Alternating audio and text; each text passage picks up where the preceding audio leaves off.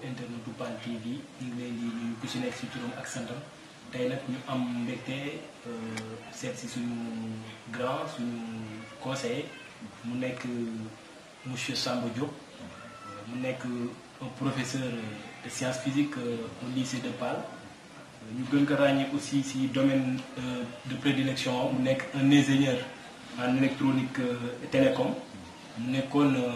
un étudiant à l'UGB ñu ràññee ka fa surtout avec ses promotionnaires ñu gën leen xam ci ay Ousmane Yade ak les autres Rawane Dieye.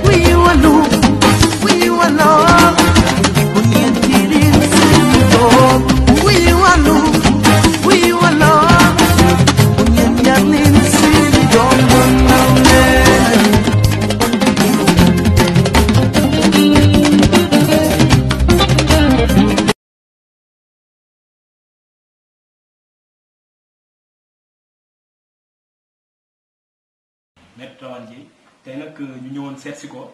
dans le cadre de ses activités de la fondation Oxygène monsieur Diop bu ñu la bàyyee nga nuyoo ba pare dañ lay bàyyi ñu dugg ci la fondation Oxygène ñu bàyyi la nga nuyoo ba pare. voilà bon jërë ngeen jëf Aline ak sa équipe bi nga àndal waa PAL mbokki PAL TV yëpp ñu ngi leen di ziar téléspectateurs yi ñuy suivre à travers donc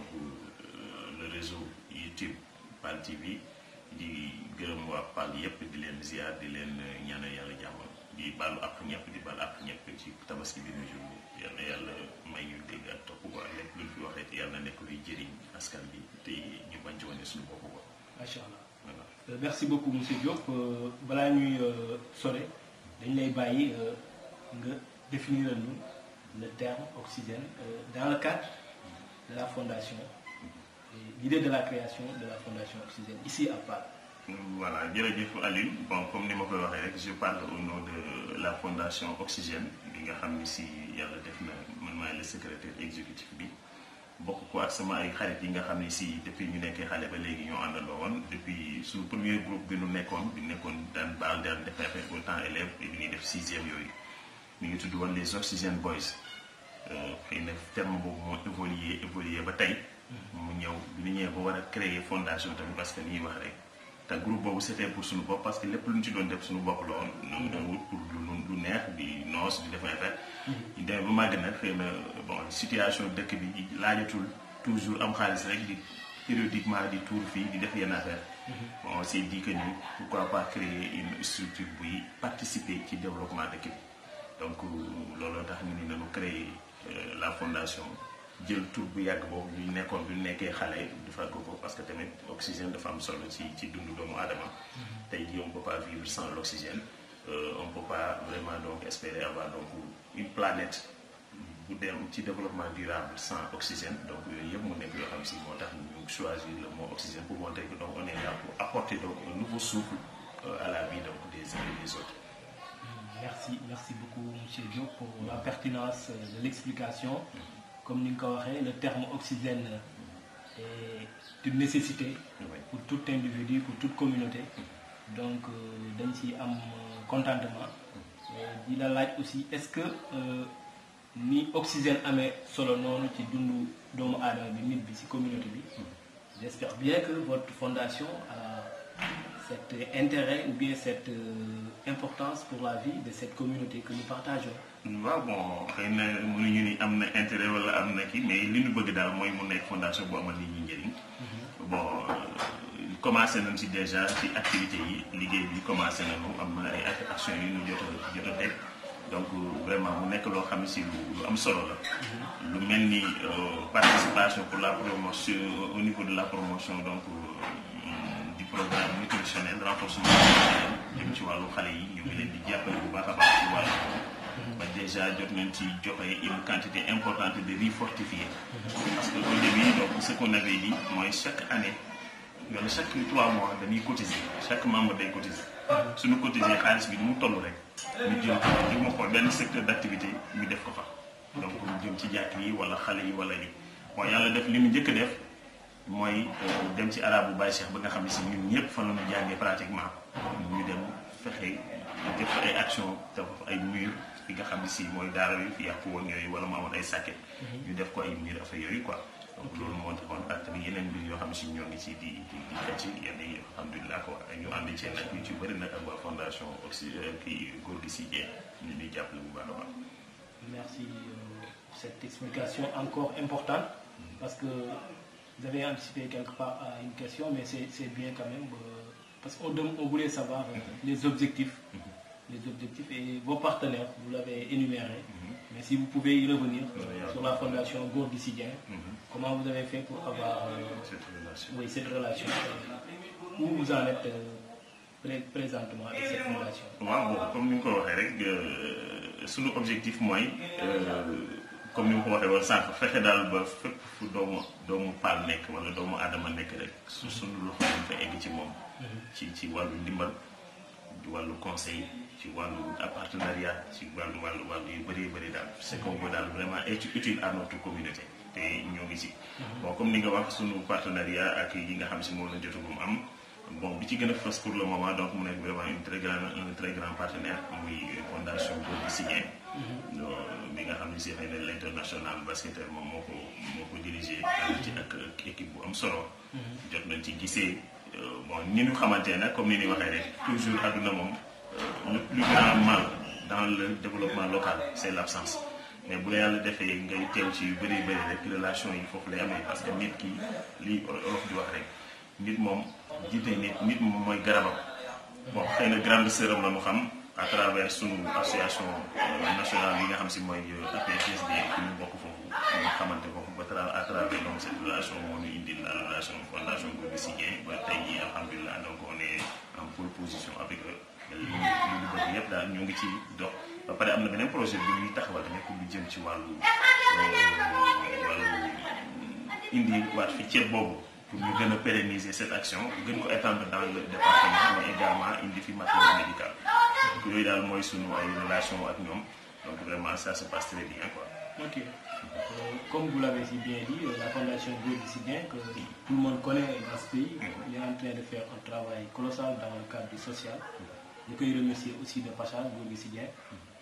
À part la fondation Gorgui Sy Dieng, avez-vous d'autres partenaires? Parce que vous êtes une fondation autonome qui pourra quand même dénicher partout, que ce soit ici ou ailleurs, des partenaires pour rendre service à la communauté. Ouais. Bon fii partenaires yi ñu fi jot am pratiquement bi ci gën a am solo mooy fondation mais nag comme ni ñu ko waxee taxawuñu ñoo ngi fi ñu toll nii on a écrit beaucoup de correspondance yu jëm ci wàllu USAID bon ñoo ngi commencé am ay kii nag bon pour di tamit fondation bi xëy na bu mu juddoo yàggul juste defagul 1 an bon ñoo ngi ko créé l'association ñoo ngi ko créé woon ci mi ngi déparé ci suñu groupe WhatsApp bi nga xam ne juin 2018 lañ ko créé mais la fondation en tant que telle bi muy def action mi ngi commencé presque octobre 2018 donc fi ñu toll nii ñoo ngi ci wàllu formalisation yeeg affaire yooyu mais on a dit que même bu fekkee formalisation bi complété gul donc si on a des opportunités donc dañ koy saisir bon moom loolu sax moo na xaw a plombé parce que on a d'autres contacts lu mel na waa Koika agence Koika donc Koika ce sont les Coréens là la coopération coréenne ak ñeneen quoi même forum mondial donc de l'eau waa fonds mondial de l'environnement ñun ñëpp ñu ngi am ak ñoom ay kii mais pour le moment li xaw a bloqué la situation mooy xëy na un peu cette absence donc de formalisation donc ñoo ngi ci processus bi jeexagul commencé nañu pour ay këyit affaire de fondation xam nga c'est un peu compliqué mais nag alhamdulilah quoi donc ñoo ngi kii ak suñu ay nit ñi nga xam si tamit ay suñu nit yu bopp la ñu parce que tamit comme nga wax nit fu mu dem rek am na fa ay nit ñoo xam si tey ne su leen sollicité ñu jàpp si ñu ngi ciy jàpp bu baax a baax quoi. Ok, avec l'expertise que vous avez et l'expérience que vous avez, nous espérons quand même vous voir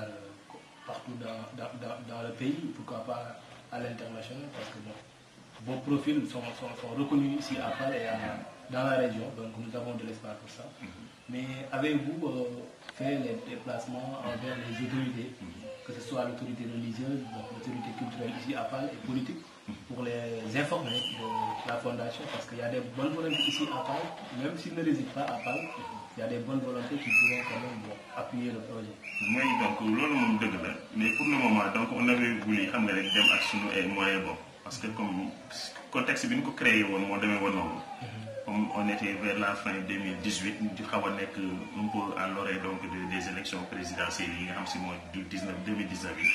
On voulait donc vraiment faire taire ce cachet politique là parce que xëy na nu mu doon demee fondation bi sociale bi muy def. soo ci ñëwee bëgg ci boole di ko boole ci benn médiation politique benn politique médiatique boo xam ne si xëy na dafay xaw a outrance tuuti. moo taxoon ñu ni vraiment nanu def profil bas travailler avec les partenaires que nous avons. ak suñu ay cotisations yi nga xam si moom la ñuy def donc périodiquement donc jéem a def ay actions mais pour le moment c'était pour nous benn autorité politique bon pour la famille religieuse xëy na bi fi waa fondation Gorgui Sy Dieng day ñëw bon dem nañ ba ci xalifa bi wax ko expliquer ko lan moo tax ñu jóg dem nañ tamit si mairie bi wax ko lan moo tax ñu jóg bon ñoom ñëpp invité woon nañ leen ba ak tous les chefs de quartier yi nekk ci dëkk bi ñoom jot nañ leen invité ñu ñëw fekkee xam bu baax ce qui se passe quoi mais xëy na du ñàkk dans l'avenir donc suñu gën a dem ci côté boobu mais daal on va y aller avec prudence parce que xam nga rek comme man léeg-léeg gars yi ñu ngi ci wàllu politique bi am na nu muy demee rek gars yi dañuy def amalgame. ok te loolu baaxul quoi donc on veut vraiment que mbir yi daal nekk une chose apolitique donc purement apolitique. ok oui nous sommes à Pâle, vous connaissez les réalités. Voilà. Mais encore une fois bon nous vous disons félicitations parce que bon. C'est une cause noble de servir sa communauté, surtout Pâle, qui en a besoin sérieusement. Parce que ce que vous avez fait, le geste de donner du riz aux nécessiteux, aux petits-enfants que vous venez de dire, et réparer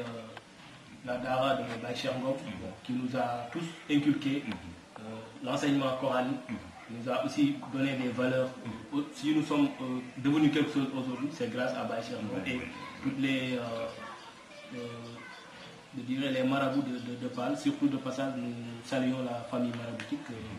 en passant par le Khalif et l'imam Baye Ousmane Ngom. Monsieur Diop, quel est votre dernier mot sur votre chaîne Pâle TV waaw bon ce que nous produisons pour la communauté? Qu'est-ce que vous pouvez nous dire? waaw donc man li may wax rek xëy na di leen gën a encouragé bon di wax tamit ñeneen ñi parce que boo gisee lu mel ni ñu créé ko.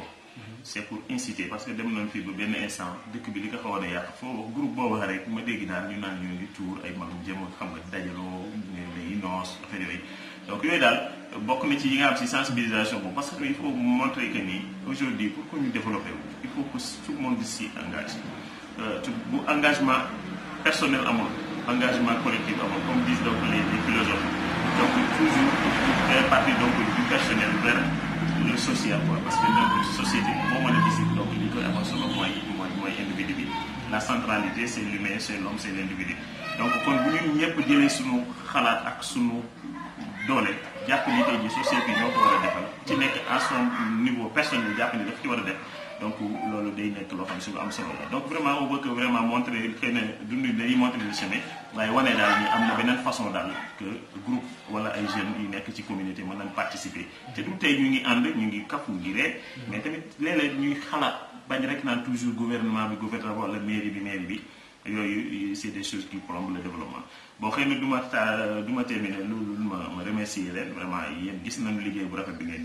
di def ci dëkk bi parce que tey jii xëy na li ñu doon def ñu bëree mën nañ ko bañ a yëg ñenn ñi mën nañ ko yëg mais ce qui est important mooy ñun ñen yi defal yëg la donc yéen su ngeen amee du ngeen di may opportunité pour ñu mën a wax pour que ñëpp xam ne kat am na ñuy góorgóorlu ci biir dëkk bi dana tax ñi nekkoon leneen lu ñi nga xam si lii nekkuloon seen xel ñu nekk ci ñeneen ñi nga xam si xëy na comme ni nga wax am na lu tamit possibilité pour ñu mettre ñu en relation wala ñu joxe seen alal wala ñu joxe seen kii pour que ñu mettre ko